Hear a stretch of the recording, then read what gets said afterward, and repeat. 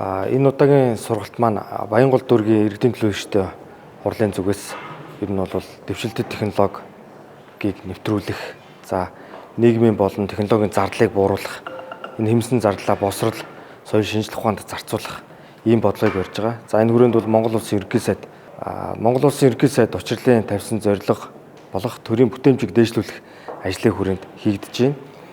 За өнөөдөр бол манай төрийн албан агчид маань, төлөөлөгчд маань ард иргэдэд хэрхэн энэ дэвшилтэт технологиг ашиглан 7 өдрийн ажлыг 7 минутанд хийж гүйцэтгэх үү гэх мэтчлийн чадамжийг дэвшлүүлсэн сургалт болж байгаа. За үүний хажуугаар бид нар энэ өндөр технологийн хэрэгслийг ашиглаад ард иргэдийнхээ үйлчлэлийн зэрэгцээ хэрхэн бас аюулгүй байдлаа хангах вэ гэдгийн асуудалд бол суралцж байна.